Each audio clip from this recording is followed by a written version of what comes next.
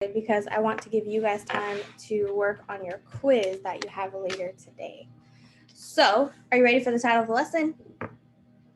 If you are, give me a thumbs up.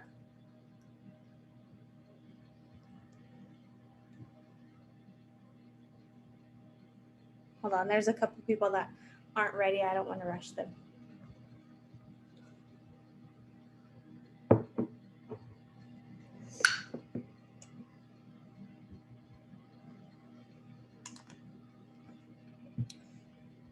All right, so the title of this lesson is 4.7, the fundamental theorem of algebra, which we've already talked about all of the things in this lesson. We just haven't put them all together.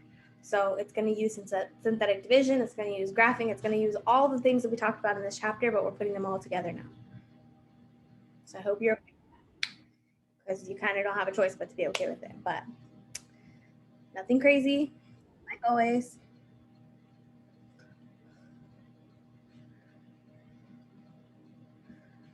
Just mark the others absent for now, I guess. So it's 4.7, the fundamental theorem of algebra. I'm scrolling. If you didn't get the title, don't worry, it'll be right here. It's the part that's underlined. So like I said, we've kind of already talked about all of this stuff in the past. So the fundamental theorem of algebra just says that whatever your highest exponent is, that's how many roots you have. It doesn't say what the roots are, because say I have x to the 5th, that tells me that I have 5 roots.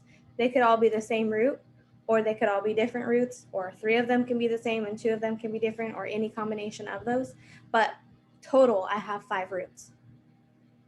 Okay? That's what the fundamental theorem of algebra says. Whatever your highest exponent is tells you how many roots you have.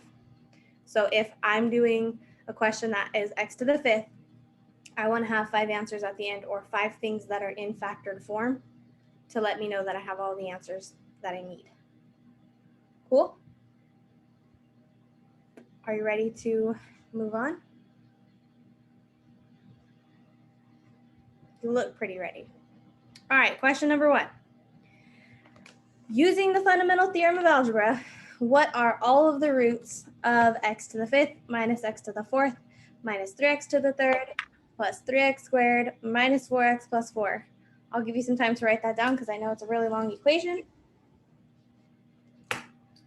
So nice of you guys to join us. Do you want the total number of roots, or do you want each separate root? Both.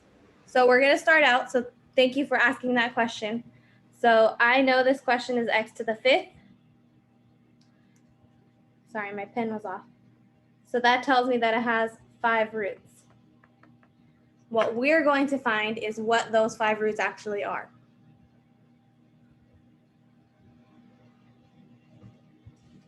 Are you ready for that? Yes. All right. So when we're finding the roots, the easiest way to find some of the roots is by graphing. No, Jeremiah. So we're going to graph the equation, and we're going to write down what the graphed roots are, because that's going to tell us what to do synthetic division with. So I already graphed these. That's the wrong calculator. I already graphed these because obviously I teach this class 4 times. Oh, they might be deleted. Might have to type them in again. All right. X to the 5th. What was it? X to the 5th minus x to the 4th minus x to the 4th. Nope. X to the 4th minus 3x to the 3rd plus 3x squared minus 4x plus 4. Okay, now I have them graphed. Did I type the equation in right? Nope, 4x. There we go, now it looks right. So the reason we're doing that is because we know there's 5 roots, and hopefully some of them will show up on the graph, because that makes our job a lot easier whenever we're finding the roots. So the ones that show up on the graph are +2, +1, and -2. So you're going to graph it, and you're going to find whatever roots show up, and you're going to write those down. So 2, 1, and -2. So my graphed roots were x equals 2, x equals 1, and x equals -2. We have to do synthetic division with all 3 of those. Those might be our only 3 roots, and maybe some of them are doubled, or our other 2 roots might be a conjugate. We don't know. So we're going to have to do synthetic division with each one of them. So which one would you rather do first? 2, +1, or -2? 2? I only saw one person answer. There's no wrong answer. Whichever one you would rather do first. Okay, I see a lot of people saying 2. So we will do 2 first. Our coefficients, we don't have any of them that are missing. So we'll just write them down as they are. So +1, -1, -3, +3, -4, and +4. What we are doing right now, let me draw the line across.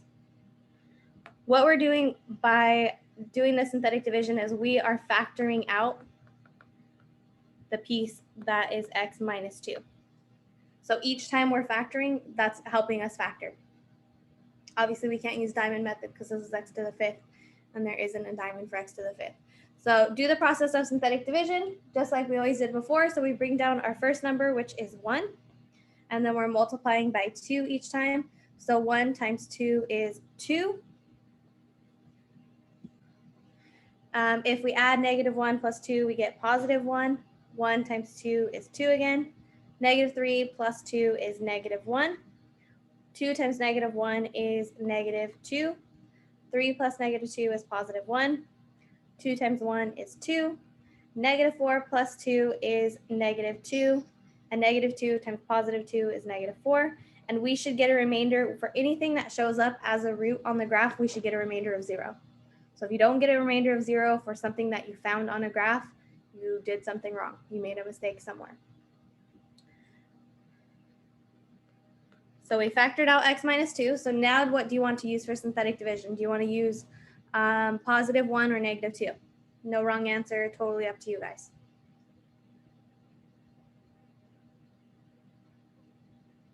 One? I only saw one person answer. Okay, all right. 1 it is. Here is where we do something slightly different. So instead of using our original exponents, we're using our leftover exponents because we're trying to factor things out. So we're using 1, 1, -1, 1, and -2. We don't use the remainder because we don't care about the remainder. It was 0 anyways. So use leftover coefficients. And this time we are factoring out x -1.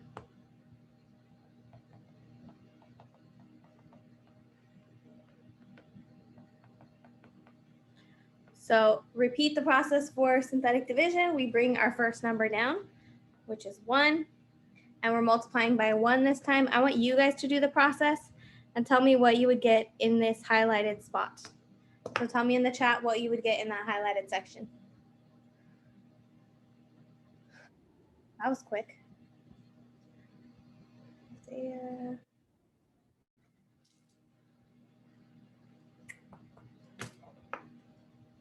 How did you guys get the answer that fast? Did you already have this done? Okay. I was like, I barely asked you the question, but okay.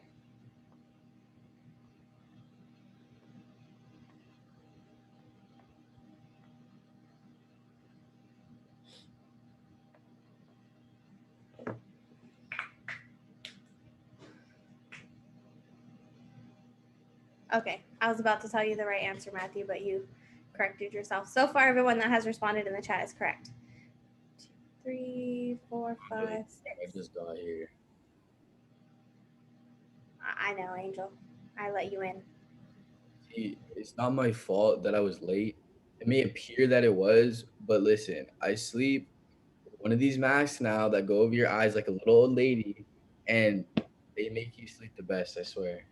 Like, I'm never going back now. So that's not my fault. I slept through my alarm. All right. I forgive you then. But you still do know how to do synthetic division. So you could do synthetic division and tell me what you get in the highlighted. Oh, you can't even see my screen, can you? Can you? Yeah. Oh, okay. We'll try it. I have 8 answers so far, so I need 11 more. Do the process of synthetic division. Tell me what you get in the highlighted section. The longer you guys take to respond, the less time you will have to work on your quiz in class. Peyton, try again. Unless that's a typo. Could be a typo.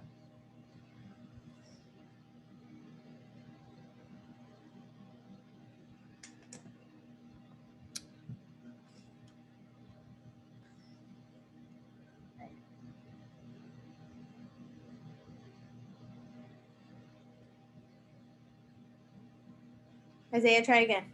I have 10 responses so far. I need 9 more. 11 responses.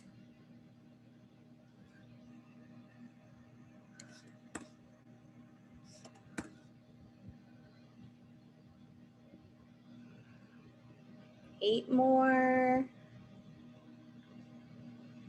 Is it quiz 8 that we're working on? No, right Or now. that we will be? Yes. All right. 7 more responses. Look, Angel, you got the right answer. Good job. Was I at 7? 6 more responses. So far, everyone's correct. If I didn't message you back, your answer was correct.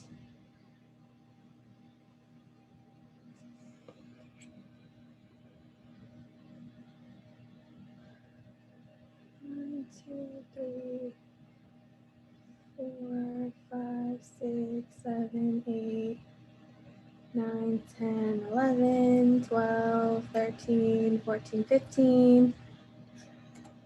4 more responses. Don't make me call you guys out. Do the process of synthetic division. Tell me what you get in the highlighted section.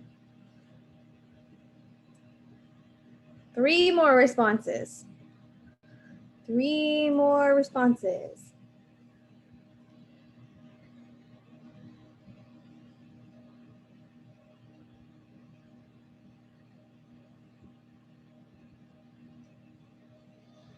Two more responses. 2 more people. 1 more response. Last person, don't make me call you out.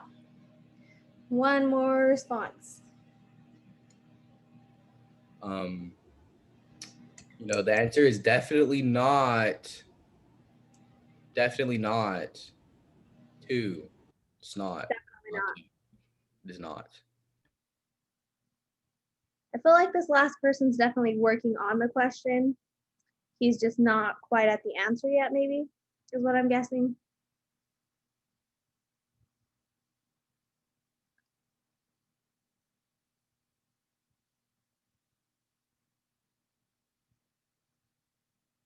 Just the one in the highlighted box. All right, I have an answer from everyone so far. So you should have had 2 in the highlighted box. So we bring down our first number, which is 1. 1 times 1 is 1. 1 plus 1 is 2. 1 times 2 is 2. Negative 1 plus 2 is positive 1. 1 times 1 is 1. 1 plus 1 is 2, which is the highlighted box. And then if we multiply by 1 last time, we get a remainder of 0. Do you want me to go over that, like erase it and do it again? Or do we feel like we're okay? All right, feel like we're okay? All right, tell me in the chat, what are we going to use for synthetic division next? So of our graphed roots, which one have we not used yet?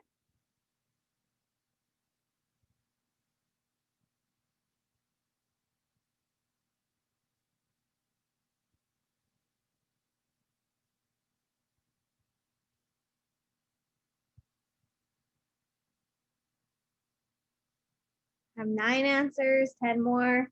Which graphed root have we not used yet?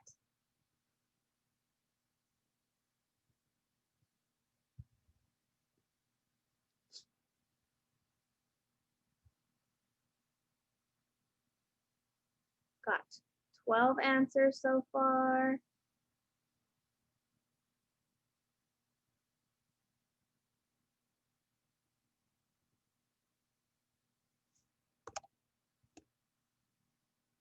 Got 13 answers so far. 6 more. Which one are we using next for synthetic division? Like I said earlier, the longer you guys take to respond, the less time you will have to work on your quiz in class. So 6 more people of the graphed roots. Which one have we not used yet? And they're on the screen. You just have to tell me which one we haven't used.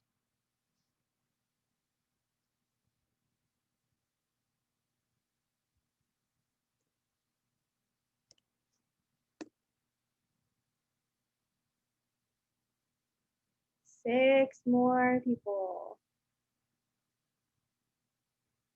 5 more people. 4 more people. Come on, 4 more people. Which graph roots have we not used yet?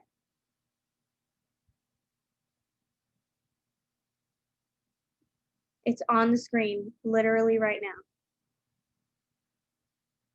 Right where it says graph roots, which one of those have we not used for synthetic division?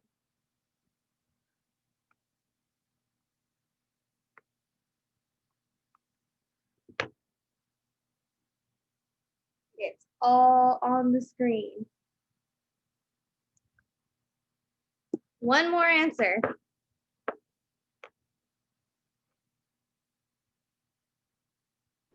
You already answered. Okay, so we've used +2, we've used +1 because those are what we did synthetic division with. The one we haven't used is -2. So we're going to do synthetic division with -2. We're going to use all of our coefficients again. So 1, 2, 1, and 2. This time we've got to remember we are using the leftover coefficient. That part kids always forget. And this time we're factoring out x plus 2.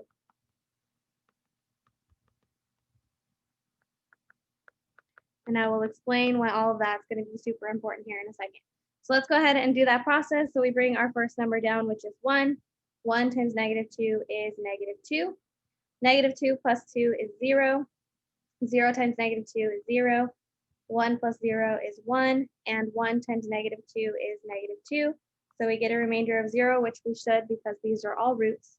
So what we have now is we factored out x minus 2 the first time. Then the second time we factored out x minus 1. The third time we did synthetic division, we factored out x plus 2. And what we have left is x squared plus 1. I'm going to highlight where all of those things came from,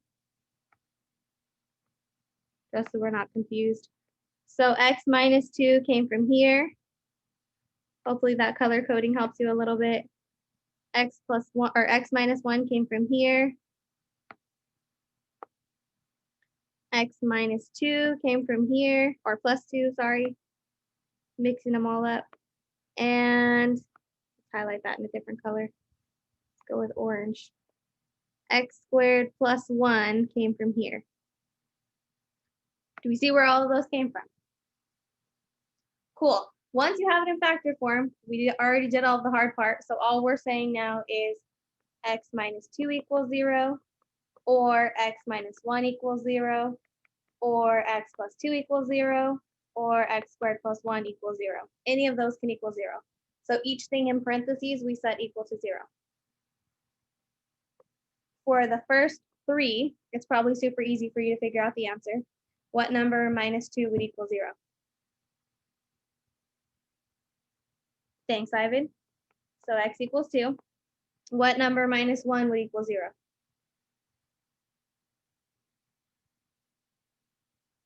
Thanks, Ivan. So x equals 1. What number plus 2 would equal 0?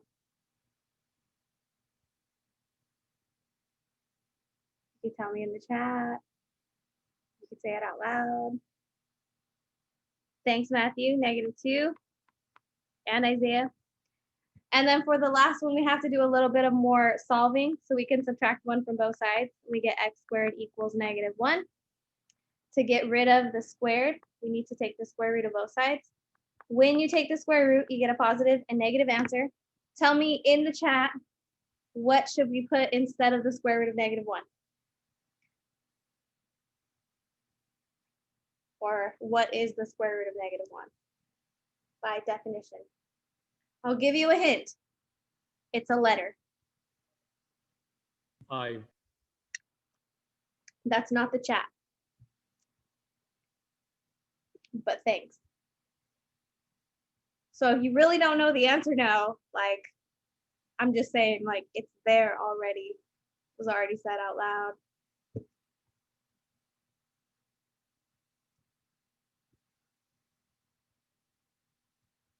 Technically speaking, the square root of negative numbers doesn't exist.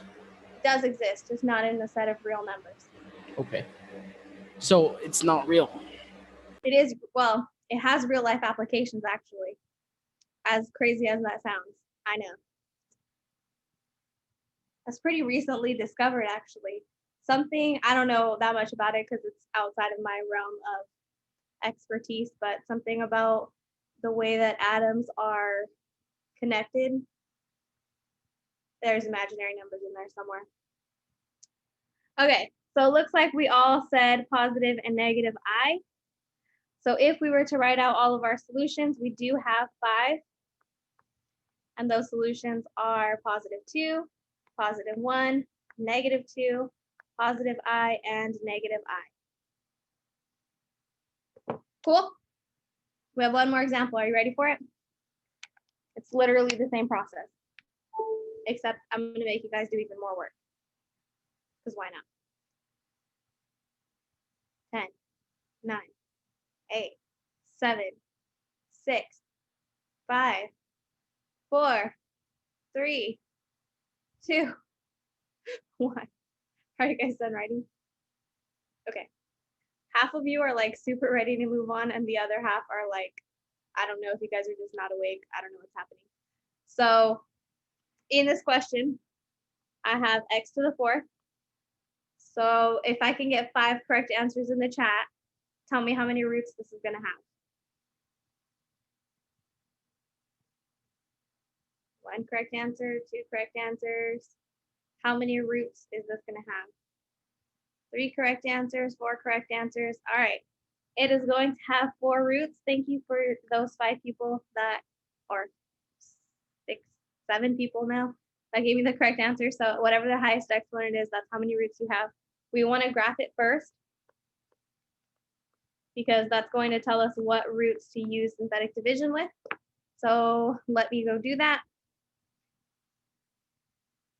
Maybe it won't delete this time. Who knows?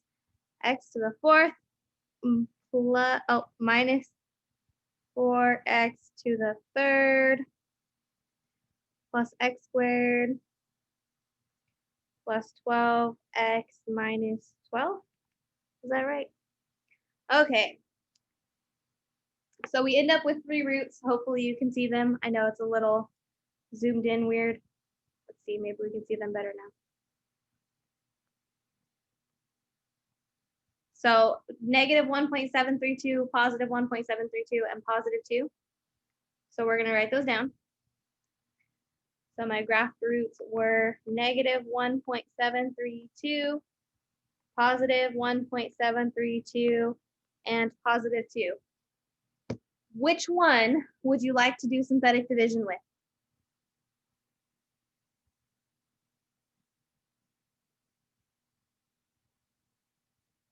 Kimberly says 2, and I agree with her because the decimal ones are going to be just ugly, right? So we'll use positive 2. We'll use all of our coefficients from our original equation. Thankfully, there's nothing missing again. So 1, negative 4, 1, 12, and negative 12. And we are factoring out x minus 2. So let's do that process. Bring down our 1. 1 times 2 is positive 2. Negative 4 plus 2 is negative 2. Negative 2 times positive 2 is negative 4. 1 plus negative 4 is negative 3. Negative 3 times positive 2 is negative 6. 12 plus negative 6 is positive 6. 6 times 2 is positive 12. And if we add negative 12 plus positive 12, we get a remainder of 0. So you should always get a remainder of 0 because we know these are factors we already graphed. Okay, now we need to figure out what to do next. So hold up 4 fingers like this or like this, whichever way. Hold up 4 fingers. so we're going to put a finger down for x equals 2, because that was one of the factors. We're going to put a finger down for negative 1.732. We're going to put a finger down for positive 1.732. And be careful on which finger you're holding up, like just saying. For that last finger, could that be an imaginary number? Tell me what you think. Technically, this is all imaginary. No, it's not. Yes, because we're not applying it to physical things.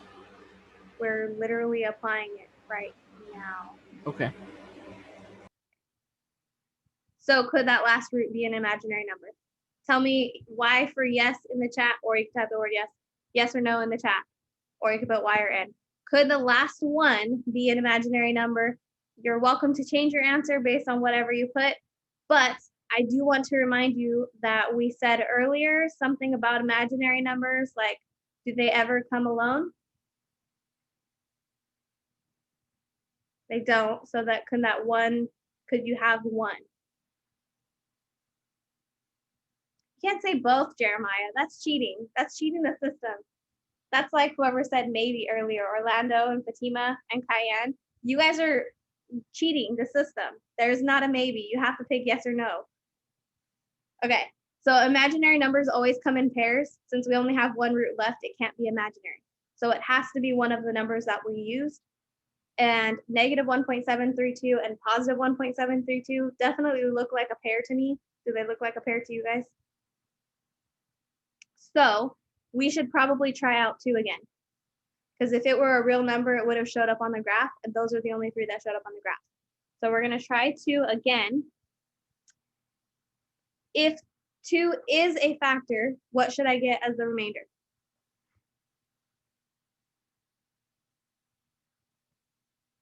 Thanks, Logan. I should get 0. So we'll use our leftover coefficients.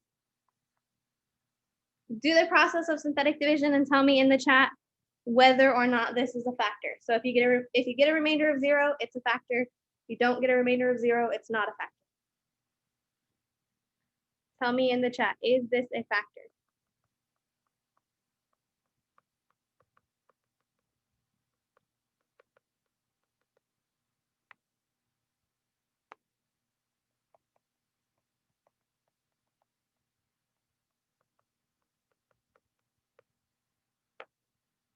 You know what, Ivan? That is still cheating the system. Cheating the system. Try the process of synthetic division. Tell me if you get 0. So if you get a 0 as a remainder, then it is a factor. If you don't get a 0, it's not a factor.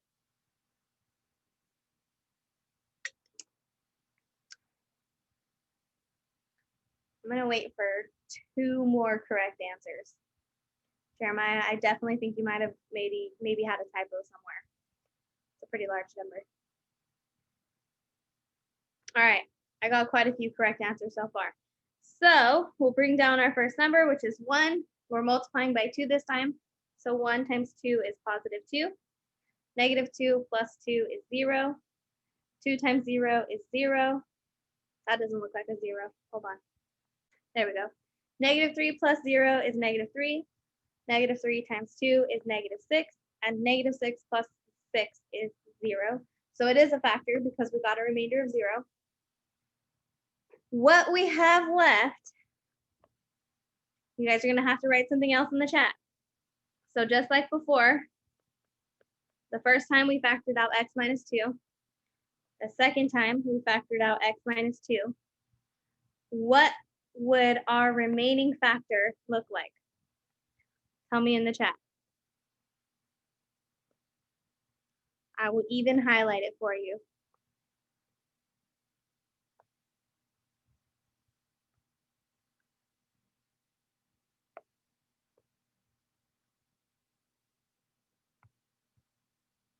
How would that last part that's highlighted, how would it be written as an equation? Thanks, Liliana, you're correct. I'm gonna wait for 10 correct responses this time.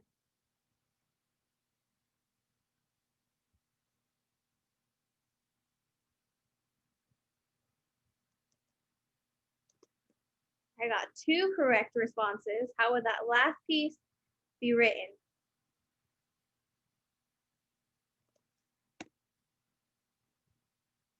Still only 2 correct responses.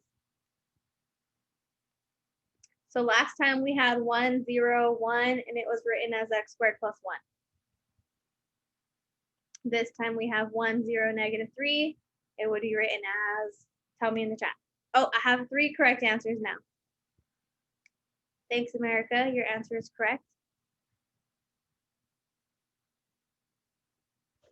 Ivan, that's so close, but it's not correct.